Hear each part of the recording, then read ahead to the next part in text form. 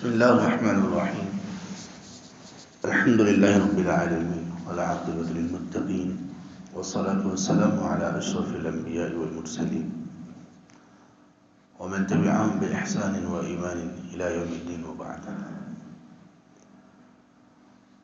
اللہ تعالیٰ کے ہاں انسان کی اصل قدر و قیمت، اس کی بلندی اور اس کی عزت وہ ایمان کی بنیاد پر اور عمل صالح کی بنیاد پر ہے. جو شخص ایمان میں اللہ کے سامنے جس قدر خلوص پیش کرے گا تو اس کا ایمان اتنا ہی زیادہ اس کو اللہ کی خاطر، اللہ کی رضا کے لیے اعمال صالحہ بجا لانے پر کھڑا کر دے گا. اور یہی دو چیزیں دنیا اور آخرت میں کامیابی کی ضامن ہیں اللہ کی طرف سے. اور انہی دو چیزوں کی بنیاد پر اللہ تعالیٰ نے انسانوں کو ممتاز کیا ہے دوسرے انسانوں سے، ایمان اور عمل صالح. سورۃ البینہ کی تلاوت ہم نے سنی. اللہ تعالیٰ نے اس سورہ میں دو گروہوں کا ہی ذکر کیا. ایک وہ گروہ جن لوگوں نے اللہ تبارک و تعالیٰ کی کتاب، اللہ کے پیغام، اللہ کی وحی، اس سے نہ صرف رکے بلکہ دوسروں کو بھی روکا. اگر انہوں نے عبادت لوگوں کے لیے، لوگوں کے آنکھوں کے سامنے اگر عبادت کی بھی تو دل میں اس عبادت کے لیے اخلاص نہیں تھا. وَمَا أُمِرُوا إِلَّا لِيَعْبُدُوا اللَّهَ مُخْلِصِينَ لَهُ الدِّينَ. اللہ نے تو ان کو حکم ہی یہ کیا تھا کہ تم لوگ عبادت اللہ کے لیے خالص کر کے کرو گے، اس کے لیے دین، اس کے لیے اطاعت، اس کے لیے فرمانبرداری کو خالص کرو گے. اس عبادت میں کسی اور کو شریک نہیں کرو گے. اگر کرو گے تو عبادت خالص نہیں رہے گی. کسی کو شریک کرنے کا ایک معنی تو یہ ہے کہ عبادت میں شرک کیا جائے، جیسے اللہ کے سوا کسی اور کو سجدہ کیا جائے، رکوع کیا جائے، کسی اور سے مدد مانگی جائے ان امور میں جن میں مدد کرنا محض اللہ کے ہاتھ میں ہو، جیسے اولاد لینے کے لیے مدد مانگنا، مشکلات میں گرے ہوئے ہوں، کوئی صورت نظر نہ آ رہی ہو، کوئی انسان مدد کرنے کے قابل نہ ہو پھر بھی کسی ایسے شخص سے مدد مانگنا. کسی کے متعلق یہ نظریہ رکھنا کہ وہ میری ہر چیز سے آگاہ اور واقف ہے اور مجھے میری گرفت کر سکتا ہے یا مجھے بچا سکتا ہے. ایک تو یہ شرک ہے. ایک شرک یہ ہے کہ انسان عبادت کرے اور دل میں خیال یہ ہو کہ لوگ مجھے دیکھیں اور میری تعریف کریں. اس کو کہتے ہیں ریاکاری. اور اللہ کے رسول صلی اللہ علیہ وسلم نے فرمایا مجھے میری امت پر بہت زیادہ خدشہ اور خوف ہے شرک اصغر کے متعلق. یعنی مجھے یہ خوف ہے کہ میری امت کے بہت سارے لوگ شرک اصغر میں مبتلا ہو جائیں گے. اور آپ نے فرمایا شرک اصغر کیا ہے؟ ریاکاری. اچھے بھلے لوگ ہوں گے، ایمان والے ہوں گے، عمل کرنے والے لوگ ہوں گے، نماز، روزہ، حج، زکوٰۃ، ان تمام بنیادوں پر، ارکان پر عمل کرنے والے ہوں گے، لیکن عمل کرنے سے پہلے نیت ہی یہ ہوگی کہ لوگوں کو دکھانا ہے. اور اللہ تعالیٰ کو یہ عمل اس قدر ناپسند ہے، یہ چھوٹا شرک، کہ قیامت کے دن سب سے پہلے جہنم میں جن لوگوں کو ڈالا جائے گا یہ وہ لوگ ہوں گے جو ایمان والے ہوں گے، اسلام کے احکامات پر، ان کے اراکین پر عمل کرنے والے ہوں گے، لیکن ان میں گناہ ایک ہوگا بس. اور وہ گناہ یہ ہوگا کہ ان لوگوں نے اپنے اعمال کو، جو بڑے ہی عظیم اعمال دنیا میں اللہ کی نظر میں تصور کیے جاتے تھے، ان لوگوں نے ان تمام اعمال کو لوگوں کو دکھانے کے لیے کیا ہوگا، ریاکاری کی ہوگی. تو ریاکار سے اللہ تعالیٰ کو اس قدر نفرت ہے کہ قیامت کے دن سب سے پہلے اللہ تعالیٰ ان ریاکار عمل کرنے والوں کو جہنم میں داخل کریں گے، یعنی بے عمل لوگوں کو پہلے جہنم میں نہیں ڈالا جائے گا، ان لوگوں کو جن کے گناہ بہت زیادہ ہیں یا جن کا شرک بڑا ہے ان کو نہیں پہلے جہنم میں ڈالا جائے گا، پہلے جہنم میں ان لوگوں کو ڈالا جائے گا جو اس ریاکاری میں مبتلا ہوں گے۔ تو اللہ تعالیٰ کے ہاں قدر و قیمت کس بات کی ہے؟ اخلاص کی۔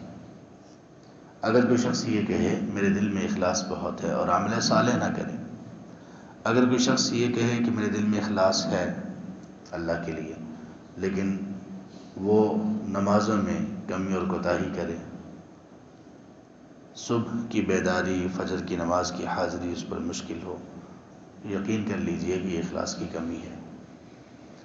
تو اخلاص عمل صالح پر ابھارتا ہے۔ اب جب بندے میں اخلاص بھی ہو اور عمل صالح بھی ہو تو دیکھیے پھر اللہ تعالیٰ کے نزدیک یہ لوگ کتنے مقام و مرتبہ کے حامل ہیں، اللہ ان لوگوں کی کس قدر عزت کرتے ہیں، اللہ ان لوگوں کی کس قدر تعریف کرتے ہیں۔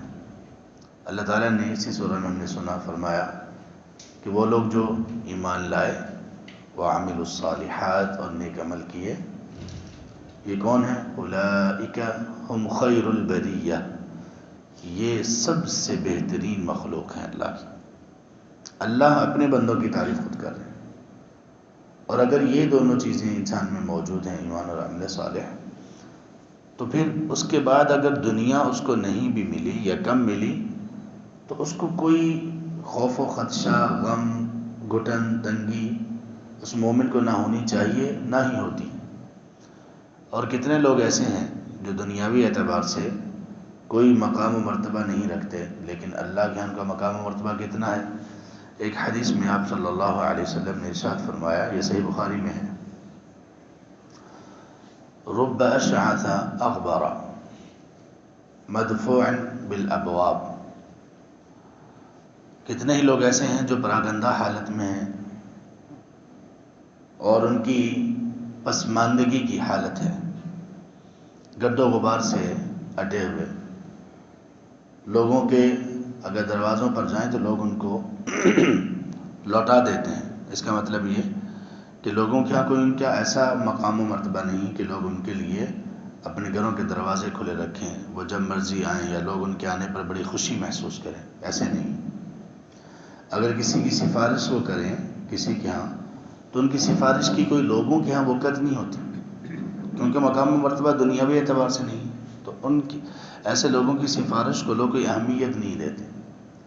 یہ ساری چیزیں بیان کرنے کے بعد یہ وہ چیزیں ہیں جن کا تعلق دنیا سے ہے، دنیاوی سٹیٹس سے ہے، یعنی دنیاوی سٹیٹس کے اعتبار سے ان لوگوں کا کوئی مرتبہ نہیں ہے، لوگوں میں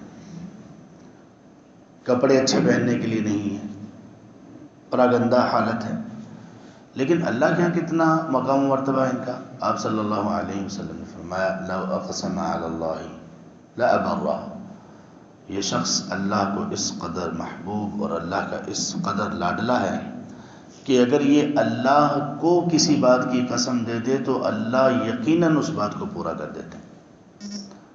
یہ بندہ یہ بات کہے کہ یا اللہ، قسم کھا کر کہ یا اللہ مجھے آپ کی یہ نعمت چاہیے، یا رب میں قسم آپ کو دیتا ہوں کہ یہ ایسا ہو، یا میری دعا یہ ہے اللہ، یعنی کوئی بات کرنا اللہ کے سامنے قسم دے کر اللہ تبارک و تعالیٰ کو، یا رب تجھے تیری رحمت کی قسم ہے، یا رب تجھے تیری مغفرت کی قسم ہے، تیرے صفت فلاں اس کی قسم ہے، تو اللہ کے رسول صلی اللہ علیہ وسلم نے فرمایا کہ اللہ تبارک و تعالیٰ پر یہ لوگ اگر قسم ڈال دیں تو اللہ ان کی قسموں کو پورا کرتے ہیں۔